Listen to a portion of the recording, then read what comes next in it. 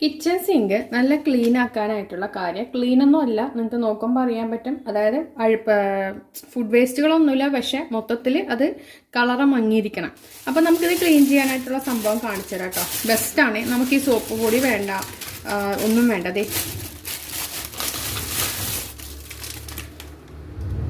Bleaching powder ഏറ്റവും best സംഭവമാണ്. ഈ വഴുവഴുപ്പ് അതുപോലെ തന്നെ മെഴുക്കുകളൊക്കെ പോകാൻ ബെസ്റ്റാണ് ബ്ലീച്ചിങ് പൗഡർ.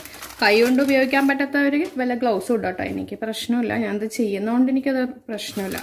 ഓക്കെ, ചിലർക്ക് കണ്ണിലൊക്കെ ഒരു നീർച്ച വരും, അപ്പം അങ്ങനെയുള്ളൊരു ഗ്ലാസ്സൊക്കെ ഉപയോഗിക്കാം. ചിലവർക്ക് ഓരോരുത്തർക്കും ഓരോ രീതിയാണല്ലോ. അപ്പോൾ ഇത് കുറച്ചങ്ങ് ഇട്ട ശേഷം ഒരു 2 മിനിറ്റ് കഴിഞ്ഞാൽ കുറച്ച് നല്ല എന്താ പറയുക, ഒന്ന് ക്ലീൻ ആവും. അത് ഈ ഫുഡ് വേസ്റ്റ് വെള്ളം പോകുന്ന ഭാഗത്തൊക്കെ ഒന്ന് ഇട്ട് കൊടുത്തിട്ടുണ്ട് കേട്ടോ. ഇത്രയും മതിയേ. ഞാനിപ്പോൾ ഇത് വെക്കുന്നൊന്നുമില്ല, ഇപ്പം തന്നെ അങ്ങ് ക്ലീൻ ആക്കി എടുക്കാൻ പോകണം. പിന്നെ അപ്പോൾ അത് കുറച്ചൊന്ന് വെള്ളം ഒന്ന് തളിച്ചെടുക്കാം കേട്ടോ. അപ്പോൾ നമുക്ക് ഉരച്ചെടുക്കാനും നല്ലതായിരിക്കും.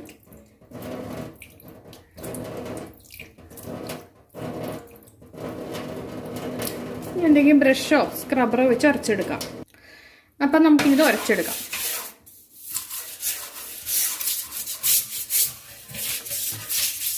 ഉരയ്ക്കാൻ എന്തായാലും പറ്റില്ല, പക്ഷെ നല്ല നിറം വരും കേട്ടോ. ഒന്ന് നമുക്ക് ഈ പൊടി എല്ലായിടത്തും ഒന്ന് ആക്കിയിട്ട് ഒന്ന് ജസ്റ്റ് ഒന്ന് ഉരച്ചെടുക്കാം. അപ്പം നല്ല നിറം വരുവേ.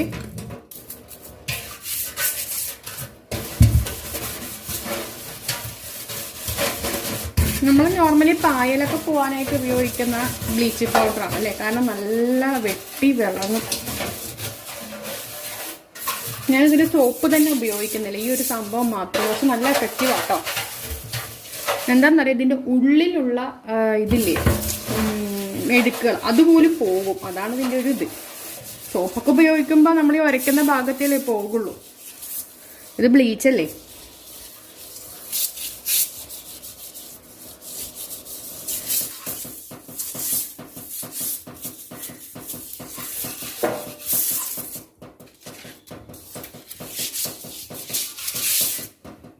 അപ്പം നമ്മളത് ഉരച്ചെടുത്തിട്ടുണ്ട് കേട്ടോ. ഇനി നമുക്ക് വേണമെങ്കിൽ ഒരു 5 മിനിറ്റ് കൂടി വെക്കാം. ഞാനിപ്പോൾ കഴുകാണ്. നമ്മൾ സോപ്പ് പൊടിയൊന്നും ഇതിൽ ഇട്ടിട്ടില്ല, അതുകൊണ്ട് പതയൊന്നും കാണില്ല, പക്ഷെ നിറം ഉണ്ടാവും. കണ്ടോളൂ കേട്ടോ.